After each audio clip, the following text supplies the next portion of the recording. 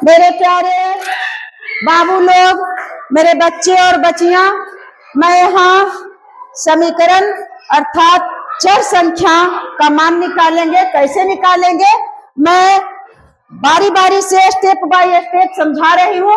आप लोग ध्यान से समझने का कोशिश करेंगे और मेरे बात का कुछ वैल्यू देंगे।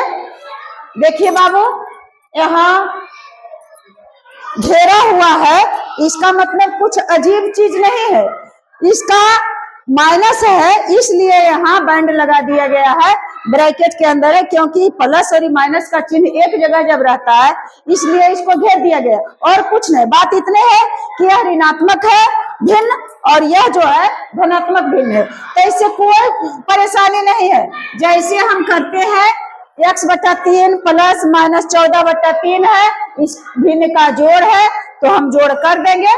3 और 3 का लसा लेंगे तो 3 हो जाएगा। उसके बाद 3 में 3 का भाग देंगे तो 1 आएगा। 1 में x का गुना करेंगे तो 1x आएगा, यानी x का मतलब हुआ 1x। फिर प्लस है तो प्लस का चिन्ह दिए।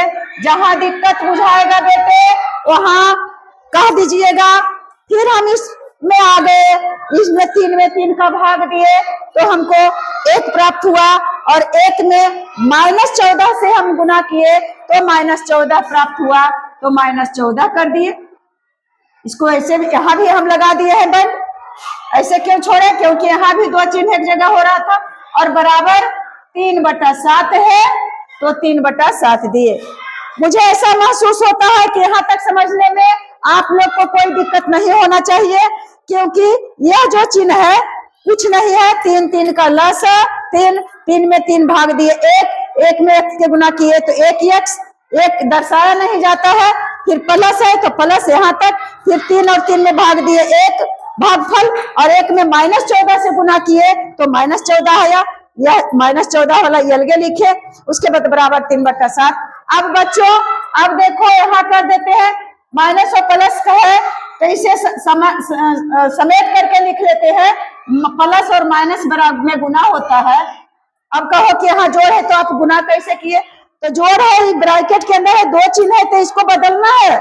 प्लस माइनस माइनस हो गया और 14 हो गया और बटा 3 हो गया बाबू, और फिर 3/7 हो गया। यहाँ तक अगर समझने में दिक्कत नहीं होगा बेटे तो फिर हम आगे बढ़ते हैं। या लिखना चाहिए हमें, इस सब हिसाब में या लिखाता है या। अब आ गया तिरछे गुना की बारी। जब बराबर के दोनों तरफ भिन्न में हो तो तिरछे गुना करते हैं। किस लिए? कि हमको x का मान निकालना है। तो 1 से यहाँ 7 है, 1 नहीं है 7 है, लगता है माइनस है, बराबर है वो, आई 7 है, 7 है। हाँ, अब ऐसे गुना करेंगे तो देखो 7 में x के गुना किए, 7 में x के गुना किए तो हो गया 7x, तो हम यहाँ लिख दिए 7x। उसके बाद फिर माइनस है तो माइनस दिए और 14 में और 7 से गुना किए तो 64 98 होता है। 14 × 5 = 70, 14 × 6 = 84, 64 98, यानी 98 हुआ। और उसके बाद बराबर का चिन्ह दिए और इस तिरछे में जब करते हैं तो आ गया 3 × 9। यही नियम है, यही रूल है, इसको हटा नहीं सकते हो, बड़ा बड़ा लिख देते हैं। 7x और क्या लिखे जी, कैसे कैसे हम कर दिए, 7x और फिर माइनस 64 98 और बराबर 9। अब हम एक लाइन और अटेगा तो हम लिख देते हैं, या हम x का मान निकालेंगे इसलिए सिर्फ इसको इधर रखते हैं और 9 है और -98 को इधर ले जाएंगे तो +98 हो जाएगा। और उसके बाद अब अरे वाह, यहाँ या यही मैथ का ही अगला हिस्सा है। या 7x बराबर 98 में से 9 जोड़ेंगे तो 9 8 17, 9 और 8 17 और 9 1 10। सही है जोड़ा हुआ जी।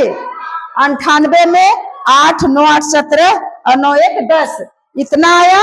अब या x बराबर निकालेंगे बेटा, तब हम यहाँ जाकर के बटा में हो जाएगा 107 में और भाग पड़ जाएगा 7 से।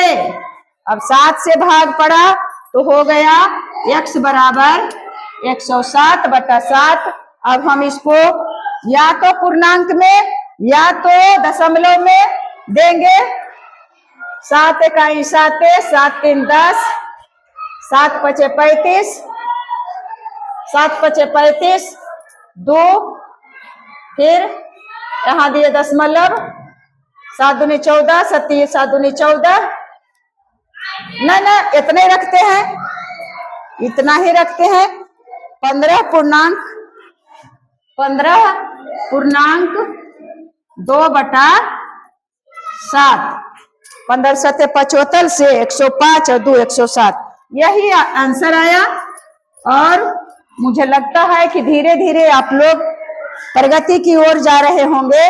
और अगर कुछ कुछ समझ में आ रहा है तो एक ऐसा दिन भी आएगा जो आप आसानी से सब कुछ समझने लगेंगे। आप निराश नहीं होइएगा मेरे बेटे।